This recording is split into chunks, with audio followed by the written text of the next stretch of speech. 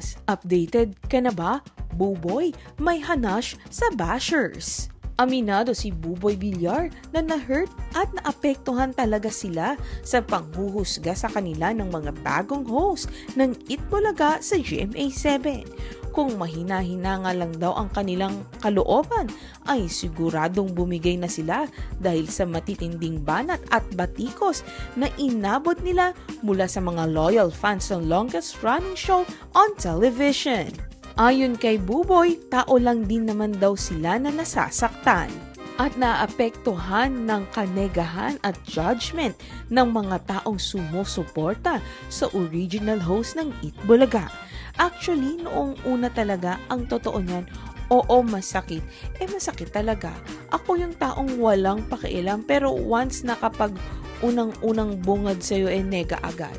Parang ang bad kaagad ng morning mo. So, nakakalungkot talaga siya, sabi ni Buboy sa interview sa kanya sa Marites University. Ayon pa kay Buboy, ang talagang naapektuhan daw sa mga bagong host ng show ay ang co-host nilang si Betong Sumaya. Si Betong, siya talaga yung maramdamin sa amin. Si Betong talaga kahit sa live, nagbabasa siya ng mga comments. Pero bilang isang katrabaho mo, kung wari, tayo-tayo na alam mong naapektuhan ka pero mas affected ito. Paano mo ngayon i-handle yon? Say ni Buboy. Pero mas nanaig pa rin daw ang kagustuhan nilang makapagpasaya ng mga tao. Kaya kailangan lang na mas lakasan pa nila ang kanilang mga kalooban at huwag na lamang pansinin ang mga bashers at haters. Nakaka-hurt lang na parang sa kabila ng magagandang sinabi sa'yo o kaya ito lang, sa 10 ginawa mo, merong isang mali. Anya pa, dagdag pang paliwanag ng Kapuso actor, alam natin kung paano tayo magtrabaho. Alam natin yun. Gagawin natin dito ay hindi para palitan sila. Kung hindi magbigay ka lang kung ano yung main goal mo. Tulong at saya. Anya pa. Pilipinas, updated ka na ba? Buboy, may hanash sa bashers. Aminado si Buboy Villar na na-hurt at naapektuhan talaga sila sa panghuhusga sa kanila ng mga bagong host ng Itbulaga sa GMA7. Kung mahina-hina nga lang daw ang kanilang kalooban, ay siguradong bumigay na sila dahil sa matitinding banat at batikos na inabot nila mula sa mga loyal fans ng longest running show on television. Ayon kay Buboy, tao lang din naman daw sila na nasasaktan at naapektuhan ng kanegahan at judgment ng mga taong sumusuporta sa original host ng Itbulaga. Actually, noong una talaga, ang totoo niyan, oo, masakit. Masakit talaga. Ako yung taong walang pakialam, pero once na kapag unang-unang bungad sa'yo, nega agad. Parang ang bad kaagad ng morning mo. So, nakakalungkot talaga siya, sabi ni Buboy sa interview sa kanya sa Marites University. Ayon pa kay Buboy, ang talagang naapektuhan daw sa mga bagong host ng show ay ang co-host nilang si Betong Sumaya. Si Betong, siya talaga yung maramdamin sa amin. Si Betong talaga kahit sa live, nagbabasa siya ng mga comments. Pero bilang isang katrabaho mo, kung wari, tayo-tayo na alam mong naapektuhan ka pero mas affected ito. Paano mo ngayon i-handle yon? Say ni Buboy. Pero mas nanaig pa rin daw ang kagustuhan nilang makapagpasaya ng mga tao. Kaya kailangan lang na mas lakasan pa nila ang kanilang mga kalooban at huwag na lamang pansinin ang mga bashers at haters. Nakaka-hurt lang na parang sa kabila ng magagandang sinabi sa'yo o kaya ito lang, sa 10 ginawa mo, merong isang mali. Anya pa, dagdag pang paliwanag ng Kapuso actor, alam natin kung paano tayo magtrabaho. Alam natin yun. Gagawin natin dito ay hindi para palitan sila. Kung hindi magbigay ka lang kung ano yung main goal mo. Tulong at saya. Anya pa. Pilipinas, updated ka na ba? Buboy, may hanash sa bashers.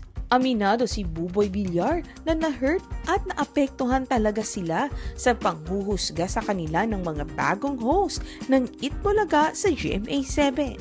Kung mahina-hina lang daw ang kanilang kalooban, ay siguradong bumigay na sila dahil sa matitinding banat at batikos na inabot nila mula sa mga loyal fans ng longest running show on television. Ayon kay Buboy, tao lang din naman daw sila na nasasaktan at naapektuhan ng kanegahan at judgment ng mga taong sumusuporta sa original host ng Eat Bulaga. Actually, noong una talaga, ang totoo niyan, oo, masakit. Masakit talaga. Ako yung taong walang pakialam, pero once na kapag unang-unang bungad sa'yo, nega agad. Parang ang bad kaagad ng morning mo. So, nakakalungkot talaga siya, sabi ni Buboy sa interview sa kanya sa Marites University. Ayon pa kay Buboy, ang talagang naapektuhan daw sa mga bagong host ng show ay ang co-host nilang si Betong Sumaya. Si Betong, siya talaga yung maramdamin sa amin. Si Betong talaga kahit sa live, nagbabasa siya ng mga comments. Pero bilang isang katrabaho mo, kung wari, tayo-tayo na alam mong naapektuhan ka pero mas affected ito. Paano mo ngayon i-handle yun? Say ni Buboy. Pero mas nanaig pa rin daw ang kagustuhan nilang makapagpasaya ng mga tao. Kaya kailangan lang na mas lakasan pa nila ang kanilang mga kalooban at huwag na lamang pansinin ang mga bashers at haters. Nakaka-hurt lang na parang sa kabila ng magagandang sinabi sa'yo o kaya ito lang, sa 10 ginawa mo, merong isang mali. Anya pa, dagdag pang paliwanag ng Kapuso actor, alam natin kung paano tayo magtrabaho. Alam natin yun. Gagawin natin dito ay hindi para palitan sila. Kung hindi magbigay ka lang kung ano yung main goal mo. Tulong at saya. Anya pa. Pilipinas, updated ka na ba? Buboy, may hanash sa bashers. Aminado si Buboy Villar na na-hurt at naapektuhan talaga sila sa panghuhusga sa kanila ng mga bagong host ng Eat Bulaga sa GMA7. Kung mahina-hina lang daw ang kanilang kalooban, ay siguradong bumigay na sila dahil sa matitinding banat at batikos na inabot nila mula sa mga loyal fans ng longest running show on television.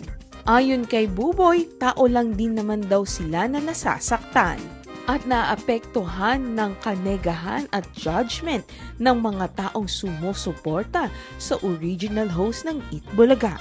Actually, noong una talaga, ang totoo niyan, oo, masakit. Masakit talaga.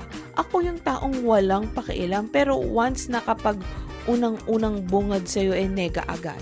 Parang ang bad kaagad ng morning mo. So, nakakalungkot talaga siya, sabi ni Buboy sa interview sa kanya sa Marites University. Ayon pa kay Buboy, ang talagang naapektuhan daw sa mga bagong host ng show ay ang co-host nilang si Betong Sumaya. Si Betong, siya talaga yung maramdamin sa amin. Si Betong talaga kahit sa live, nagbabasa siya ng mga comments. Pero bilang isang katrabaho mo, kung wari, tayo-tayo na alam mong naapektuhan ka pero mas affected ito. Paano mo ngayon i-handle yun? Say ni Buboy. Pero mas nanaig pa rin daw ang kagustuhan nilang makapagpasaya ng mga tao.